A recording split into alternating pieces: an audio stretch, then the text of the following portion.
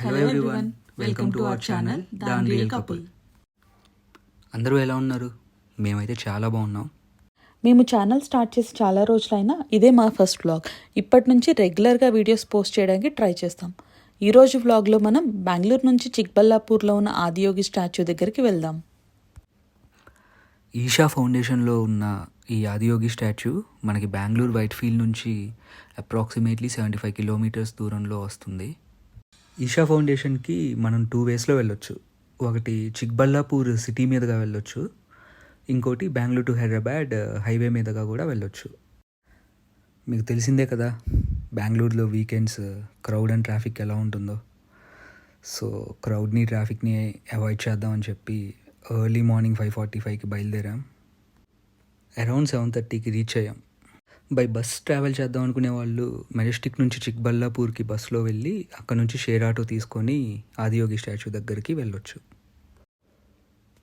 Opening timings వచ్చేసి 6 AM and 8 PMకి close చేస్తారు. ఇది ఈషా ఫౌండేషన్ మెయిన్ ఎంట్రన్స్. ఇక్కడ నుంచి ఆదియోగి స్టాచ్యూకి ఒక 3 కిలోమీటర్స్ డిస్టెన్స్ ఉంటుంది. ఇంతకుముందు మొత్తం మట్టి రోడ్డు ఉండేది, బట్ ఈ మధ్య రోడ్స్ ప్రాపర్గా వేశారు అండ్ కొంచెం ఘాట్ రోడ్ లాగా ఉంటుంది. ఇప్పుడు మనం ఈ ఆదియోగి స్టాచ్యూ గురించి కొంచెం తెలుసుకుందామా. ఆది యోగి అంటే మొదటి యోగి. ఆ పరమేశ్వరుడే మన మొదటి యోగిగా ఈ ఆదియోగి విగ్రహం మనకి రిప్రజెంట్ చేస్తుంది. ఈ ఆదియోగి విగ్రహం యోగా ద్వారా మనం ఆత్మసంతోషాన్ని పొందవచ్చు అనే అంశాన్ని కూడా సూచిస్తుంది. సద్గురు శ్రీ జగ్గి వాసుదేవ్ గారు ఇండియా యొక్క 4 దిక్కుల్లో ఆదియోగి విగ్రహం నిర్మించబోతున్నామని 2014లో ప్రకటించారు. 24th Feb 2017లో మహాశివరాత్రి పర్వదినాన మన PM నరేంద్ర మోడీ గారి చేతుల మీదుగా కోయంబత్తూరులో మొదటి ఆదియోగి విగ్రహం ప్రారంభించబడింది. ఆ తర్వాత కర్ణాటకలోని చిక్బల్లాపూర్లో 15 Jan 2023న ఇంకొక ఆదియోగి విగ్రహం ప్రారంభించారు. మనకు ఇక్కడ పార్కింగ్ ఫెసిలిటీ అవైలబుల్గా ఉంటుంది, బట్ అది పెయిడ్ పార్కింగ్. మనం either cash or UPI payment ద్వారా టికెట్ తీసుకోవచ్చు. కార్ పార్క్ చేసిన తర్వాత లెఫ్ట్ సైడ్లో ఎంట్రన్స్ ఉంటుంది. ఎంట్రన్స్లో మనకి షూ స్టాండ్ ఉంటుంది. ఇక్కడ మన ఫుట్వేర్ ఇచ్చేసి టోకెన్ కలెక్ట్ చేసుకొని లోపలికి ఎంటర్ అవ్వాలి. షూ డిపాజిట్కి కానీ ఎంట్రన్స్కి కానీ టికెట్ ఏమీ ఉండదు. ఎంటర్ అవ్వగానే మనకి ఇలా నాగమండపం కనిపిస్తుంది. అక్కడ కావాలి అంటే మనం పూజ చేసుకోవచ్చు. అక్కడ నుంచి డైరెక్ట్గా ఆదియోగి స్టాచ్యూకి వెళ్ళిపోవడమే. ఎంట్రన్స్లో ఉన్న నాగమండపం లోపల కానీ ఆదియోగి స్టాచ్యూ దగ్గర ఉన్న మండపం లోపల కానీ మనకి ఫొటోస్ అలో చెయ్యరు.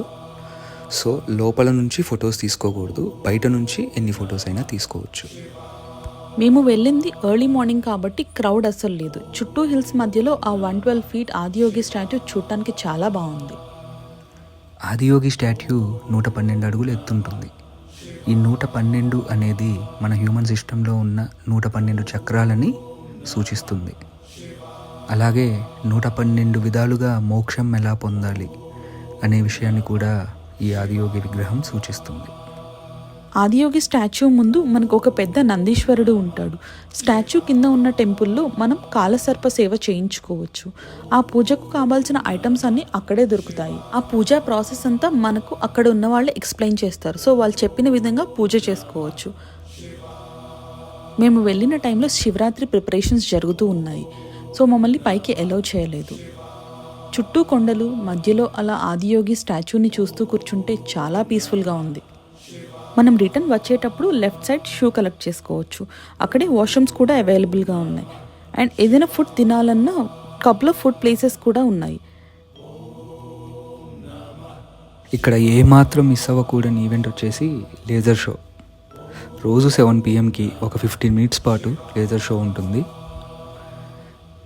ఇది కూడా కవర్ అయ్యేలాగా ప్లాన్ చేద్దాం అనుకుంటే ఈవినింగ్ 5 PM అరౌండ్ ఇక్కడికి రీచ్ అయ్యేలాగా ప్లాన్ చేసుకోండి.